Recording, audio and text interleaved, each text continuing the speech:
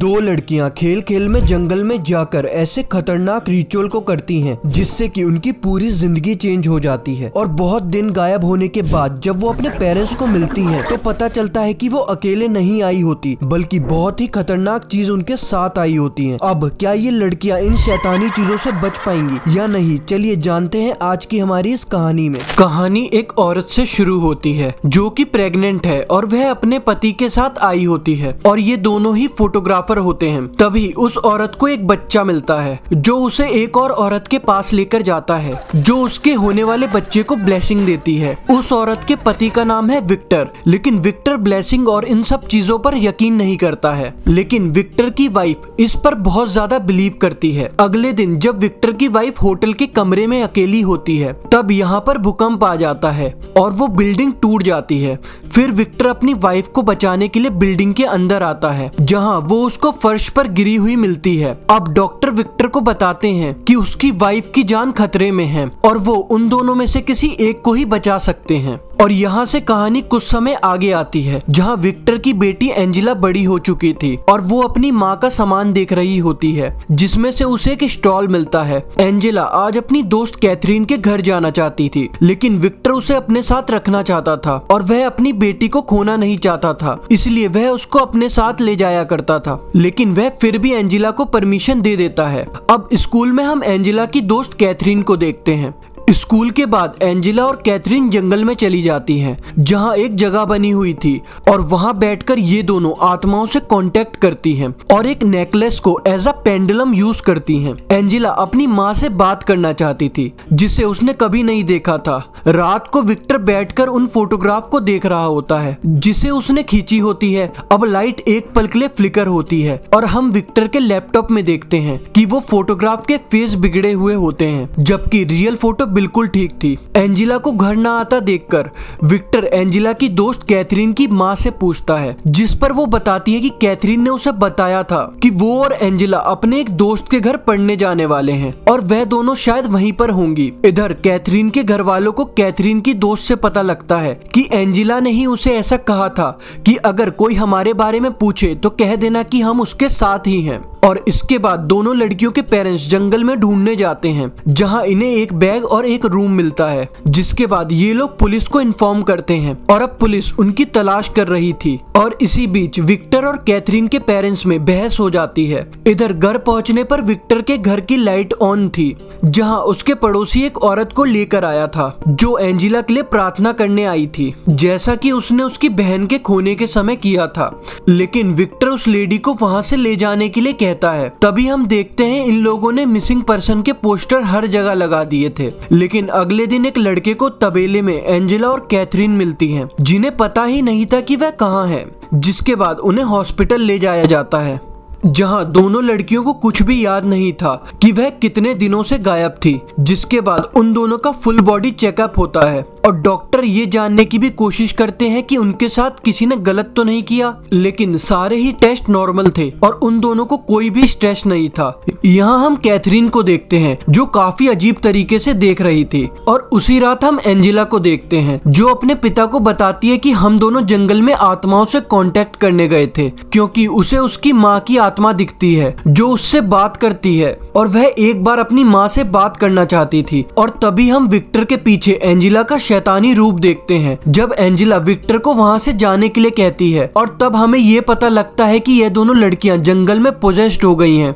इधर कैथरीन को evil touch करता है और वह अपनी माँ को अपने साथ सुलाने के लिए कहती है और इन दोनों लड़कियों को देखकर ऐसा लगता है कि ये कहीं ना कहीं एक दूसरे से कनेक्टेड थी। और दूसरी तरफ एंजेला अजीब होती जा रही थी और सुबह एंजेला अपने ही बेड पर ही टॉयलेट कर देती है और जब विक्टर एंजेला को बाथरूम में नहाने के लिए छोड़कर जाता है तब वो वहां से गायब हो जाती है और दूसरे ही पल वह विक्टर पर अटैक कर देती है, जिसके बाद एंजेला को दौरे पड़ने लगते हैं और उसे हॉस्पिटल में ले जाया लाया जाता है जहाँ उसे बेहोशी का इंजेक्शन दिया जाता है। उधर चर्च में कैथरीन भी पोजेस्ड हो जाती है और वो खून से सनी हुई चलती हुई आती है, जो एक ही बात बार बार दोहरा रही थी, जीसस का खून और शरीर। और फिर हम देखते हैं कि कैथरीन बेकाबू हो गई थी, जिसके बाद उसे भी हॉस्पिटल में एडमिट किया जाता है। अब दोनों के पेरेंट्स बात करते हैं, जहाँ हमें पता लगता है कि कैथरीन का एक हफ्ते पहले बैप्टिज्म होना था। यह दोनों लड़कियां जंगल से नंगे पैर 30 मील चलते हुए उस फार्म में गई थी, जिसके 3 दिन बाद वो मिली थी। और जीसस को सूली पर चढ़ाने के बाद वो नर्क गए थे, जिसके ठीक 3 दिन बाद वो लौटे थे। और अब सेम 3 दिन बाद ये लड़कियां भी वापस लौटी हैं। कैथरीन के पेरेंट्स का मानना था कि वो लड़कियां जंगल से अपने साथ कुछ लेकर लौटी हैं, जो कि एक इविल है, लेकिन विक्टर इन सब चीजों पे नहीं मानता था। दूसरी तरफ हम एक नर्स एन को देखते हैं। वो एंजेला का चेकअप कर रही होती है। तभी एंजेला अचानक से अपनी आंखें खोल लेती है और वो नर्स के पास्ट के बारे में उसको बताती है, और वह यहाँ पर एक नाम लेती है, जिसे सुनकर एन एकदम शॉक्ड हो जाती है। और हम देखते हैं कि एंजेला के निचले हिस्से से खून बहने लगता है, जिससे एन बुरी तरह से डर जाती है। इसके बाद विक्टर को हम एक मेंटल असाइलम में जाते हुए देखते हैं, क्योंकि अब उसकी बेटी वहीं रहेगी। जब विक्टर घर लौटता है तो एन विक्टर को एक बुक देती है जो उसने कॉलेज में पढ़ी थी, और उसका मानना था कि एंजेला को कोई मेंटल बीमारी नहीं है। तब विक्टर बताता है कि वह ये सब बहुत पहले कर चुका है, उसने सारी प्रेयर और सब कुछ सीखा, पर उसे लाइफ में कुछ भी नहीं मिला। तब एन उसे बताती है कि वो नन बनने वाली थी, लेकिन वह बनना नहीं चाहती थी, और इस बीच वह प्रेग्नेंट हो गई थी और उसने अपने बच्चे को पेट में ही गिरवा दिया, और एंजेला ने उसी बच्चे का नाम लिया। और सोचने की बात ये थी कि वो नाम आज तक किसी को नहीं पता था, जो बात विक्टर को भी काफी ज्यादा परेशान करती है। अब विक्टर उसी बुक को पढ़ता है जो उसे एन ने दी थी, और वो बुक रेगन की माँ क्रिस ने लिखी थी। जी हाँ, वही रेगन जिसे हमने द एग्जॉर्सिस्ट मूवी में देखा था। और उसकी माँ ने अपने एक्सपीरियंस पर ये बुक लिखी थी, जिसमें लिखा था कि पोजेस्ड हुआ इंसान जख्मों से हेल्प लिखता है, और ठीक बिल्कुल वैसा ही एंजेला के शरीर पर भी लिखा हुआ था। विक्टर अब रेगन की माँ क्रिस से मिलने जाता है, जहाँ वो बताती है कि उन्हें एग्जॉर्सिज्म देखने नहीं दिया गया, लेकिन मैंने कई वशीकरण देखे हैं। और इस बुक को लिखने के बाद रेगन कहीं चली गई, क्योंकि उसे अपनी माँ का बुक लिखना पसंद नहीं आया, और अब तक वो ये भी नहीं जानती कि उसकी बेटी अभी कहाँ है। इसके बाद क्रिस और विक्टर एक फादर से मिलते हैं, जो बोलते हैं कि वह उनकी हेल्प करेंगे, और ये तीनों एंजेला को देखने असाइलम में जाते हैं, जहाँ क्रिस कैथरीन के बारे में पूछती है और बोलती है कि उसे घर पर नहीं होना चाहिए था। जिसके बाद विक्टर और क्रिस कैथरीन के घर उसे देखने के लिए जाते हैं, और अंदर जाने पर कैथरीन की फैमिली डरी हुई एक जगह पर बैठी थी, जिन्हें विक्टर बाहर निकालता है, और क्रिस कैथरीन से मिलने जाती है जो पोजेस्ड थी, और वह बोलती है कि क्या क्रिस अपनी बेटी को ढूंढ रही है। कैथरीन के अंदर का शैतान क्रिस से कहता है कि वह उसकी बेटी को ढूंढने में उसकी मदद कर सकता है, क्योंकि वह नर्क में है। यहाँ क्रिस कैथरीन को आजाद करने के लिए प्रेयर पढ़ती है, लेकिन कैथरीन उन पर हमला करके उनकी दोनों आंखें फोड़ देती है। तब विक्टर उन्हें बचाने आता है और क्रिस को हॉस्पिटल ले जाया जाता है। इधर फादर अपने सीनियर से एग्जॉर्सिज्म की परमिशन मांगते हैं, और उधर हॉस्पिटल में विक्टर क्रिस से माफी मांगता है, जिस पर क्रिस कहती है कि विक्टर की कोई गलती नहीं है। और साथ ही क्रिस को ये भी लगता है कि उनकी बेटी जिंदा है और विक्टर भी अपनी बेटी को बचा सकता है, लेकिन इसके लिए उसको सबको एकजुट करना होगा। ऐसे में विक्टर उस लेडी से मिलता है जिसको उसका पड़ोसी उसके घर लाया था, और यहाँ सब एकजुट होकर एग्जॉर्सिज्म की तैयारी करते हैं। और अब वह अफ्रीकन लेडी एक घेरा बनाती है, जो कि उसके पूर्वजों का घेरा है, और इन्हें भी इसी दुनिया को छोड़कर दूसरी दुनिया से कांटेक्ट करना होगा, यानी कि मरे हुए लोगों की दुनिया से। जिसके बाद ये लोग फादर से मिलते हैं, और यहाँ इन लोगों को पता लगता है कि चर्च ने इनको परमिशन नहीं दी है, इसलिए अब वो एग्जॉर्सिज्म नहीं कर सकते हैं। और जब एन फादर से हेल्प मांगती है, तब फादर उन्हें बाइबल देते हुए उन लड़कियों की मदद करने को कहते हैं, और इसलिए गॉड ने शायद एन को हॉस्पिटल से बाहर निकाला और इनके पड़ोस में रखा, ताकि वह इन लोगों की मदद कर सके। अब एग्जॉर्सिज्म स्टार्ट होता है, और वो अफ्रीकन लेडी इन्हें एक ताबीज देती है इन लोगों की सुरक्षा के लिए। जिसके बाद ये लोग अपनी तरफ से प्रेयर पढ़ना शुरू करते हैं, और वो शैतान एन से कहता है कि वो गॉड की नाजायज औलाद है और उसका बच्चा नरक में है। दरअसल वो शैतान एन को कमजोर करना चाहता था, लेकिन वो रुकती नहीं है। तब हम देखते हैं कि एंजेला के अंदर का शैतान विक्टर से कहता है कि विक्टर को इन सब चीजों पर विश्वास नहीं था, और तभी घर की चीजें हिलना शुरू हो जाती है। जिसके बाद वो अफ्रीकन लेडी प्रार्थनाओं से पड़ा हुआ पानी उन लड़कियों के ऊपर डालती है, जिससे उनके अंदर का शैतान को तकलीफ होना शुरू हो जाता है। और हम देखते हैं कि कैथरीन के मुंह से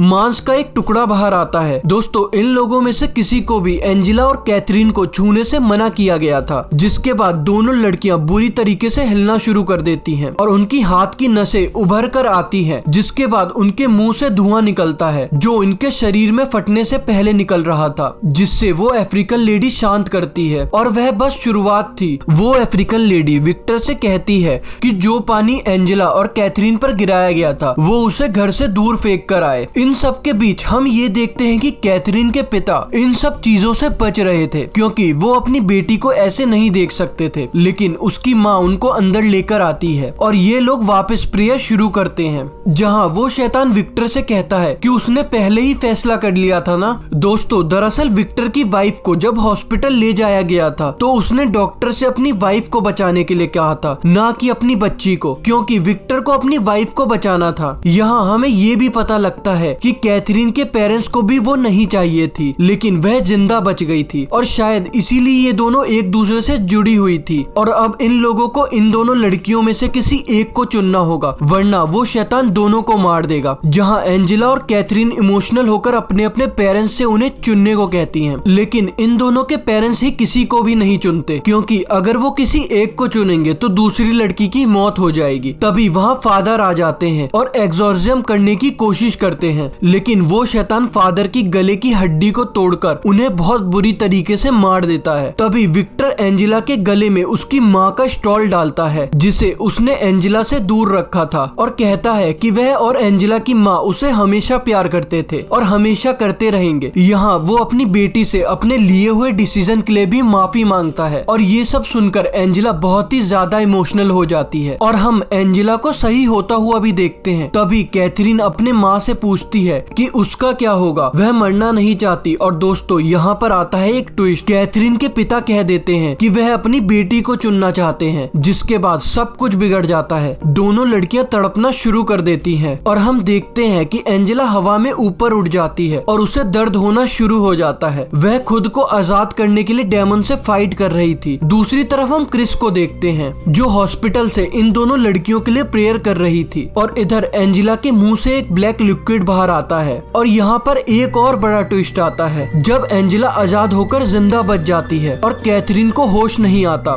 जहाँ हम कैथरीन को 2 पल के लिए हेल में देखते हैं, जहाँ कई शैतान उसे अपने साथ ले जाते हैं। दोस्तों दरअसल शैतान एंजेला को ले जाने में नाकामयाब रहता है, क्योंकि एंजेला की मॉम ने बचपन में ही पेट में उसको एक औरत से प्रेयर करवाई थी, जो प्रेयर आज भी उसके साथ ही थी, जिसकी वजह से वह शैतान उसको नहीं ले जा पाए और वह कैथरीन को ले गए। दूसरे पल में हम देखते हैं कैथरीन को हार्ट अटैक पड़ता है और वो मर जाती है, जिसके बाद वहाँ पर पुलिस आती है और पुलिस को वहाँ पर फादर की डेड बॉडी मिलती है और इस केस को रजिस्टर किया जाता है। और एंड में हम देखते हैं कि बहुत साल बाद रेगन अपनी माँ से मिलने आती है और वह जिंदा थी, जैसा कि उसकी माँ को बिलीव था। और इसी के साथ ये मूवी यहीं पर एंड हो जाती है। दोस्तों इस मूवी में साफ दिखाया गया है कि दुआ और बद्दुआ हमेशा हमारे साथ चलती है, बस वह हमें दिखती नहीं है, जो हवा की तरह होती है, जो दिखती नहीं है पर हमें हर जगह पर प्रोटेक्ट करती है। तो दोस्तों कैसी लगी आपको आज की हमारी ये कहानी, हमें कमेंट सेक्शन में जरूर बताएं और चैनल को लाइक, शेयर और सब्सक्राइब जरूर करें।